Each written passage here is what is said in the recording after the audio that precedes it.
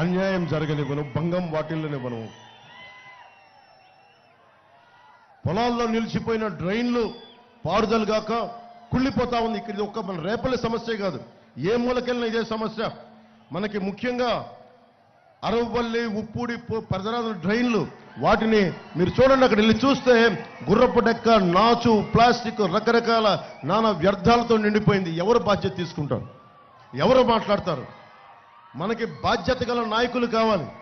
కూర్చున్న ఎమ్మెల్యేలు తెలంగాణ నుంచి, కర్ణాటక నుంచి ఇళ్లకొచ్చి ప్యాకాట క్లబ్లు నడిపించడం తప్ప వీళ్ళకి డ్రైన్లు పొడ్చాలని, డ్రైన్లు శుద్ధి చేయాలని బాధ్యత లేదు వీళ్ళకి.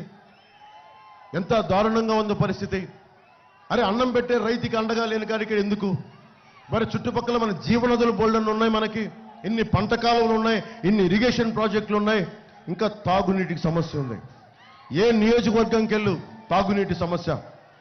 ఒక జల్ జీవన్ మిషన్ కేంద్ర ప్రభుత్వానికి ఉంది, ప్రధానమంత్రి గారు స్టార్ట్ చేసింది. ప్రతి ఇంటికి రక్షిత మంచినీరు కుళాయి కావాలని నిధులు వచ్చినాయి, 100 కోట్ల నిధులు వచ్చినాయి. ప్రతి జిల్లాకి డబ్బులు సద్వినియోగం చేయాల. దాంట్లో డబ్బులు కొట్టేద్దాం అనుకుంటున్నారు తప్ప ఒక్కొక్క ఇంటికి ఒక కుళాయి పెట్టాలి. డబ్బులు వస్తున్నాయి, డబ్బులు ఉన్నాయి. అరే, అన్ని మాటల మీద వెనక్కి తీసుకొని కనీసం తాగునీటి అవసరాలు కూడా తీర్చలేని ప్రభుత్వం.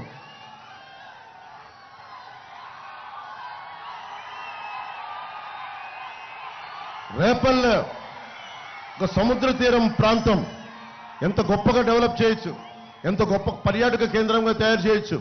కానీ ఇది పేకాటకి కేర్ ఆఫ్ అడ్రస్గా అయిపోయింది. పేకాటకి యువతకి మనం ఏం చెప్తాం? పేకాటక.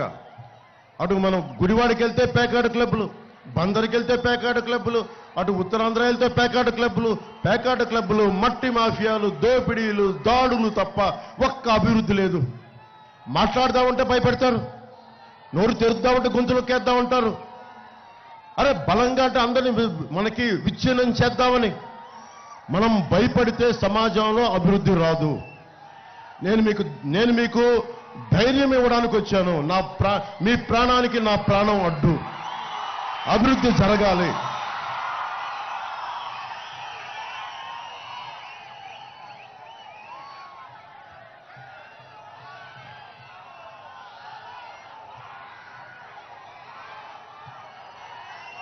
ఇప్పుడు వాగు పూడికలు తీయకపోతే మన సముద్రంలోకి వెళ్లాల్సిన నీళ్లు పంట పొలాల వైపు వచ్చి కుళ్ళిపోతా ఉన్నాయి. దీని గురించి మాట్లాడేవాడు ఎవడు లేడు.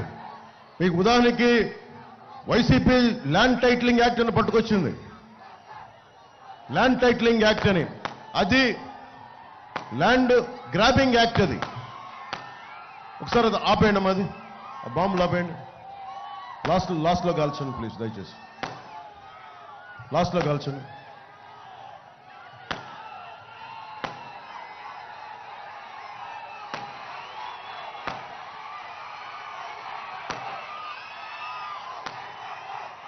మనకి ఏషియన్ డెవలప్మెంట్ బ్యాంక్ దాదాపు 55 కోట్ల రూపాయలు శాంక్షన్ చేసింది మన తాగునీటికి, ముఖ్యంగా మన రేపల్లి మున్సిపాలిటీకి. దానికి పక్కనున్న పట్టిసీమ ప్రాజెక్టు నిర్వీర్యం చేయడం వల్ల ఆ పని ముందుకెళ్ళనివ్వట్ల.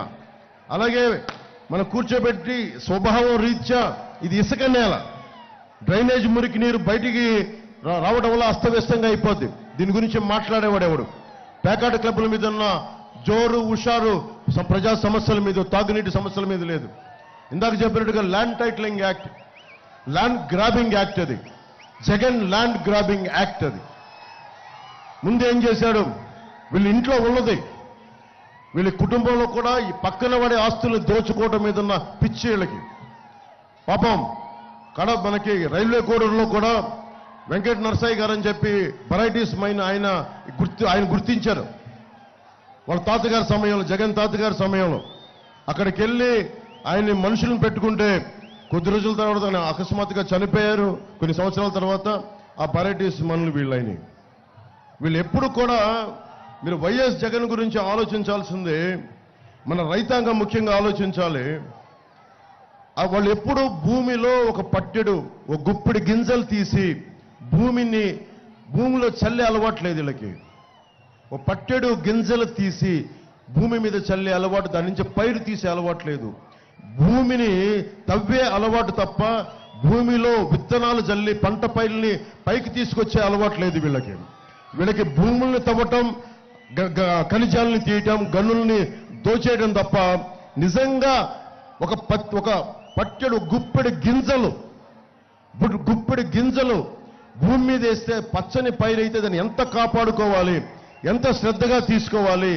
మన చేతిలో ఒక ముద్ద అన్నం తింటున్నామంటే రైతు పడ్డ కష్టం, రైతు పడే కార్చే కన్నీరు ఇవన్నీ తెలియాలంటే గనుల్ని భూమిని మనకి ఛేదించేవాడికి రైతు తాలూకు కష్టం ఎప్పుడు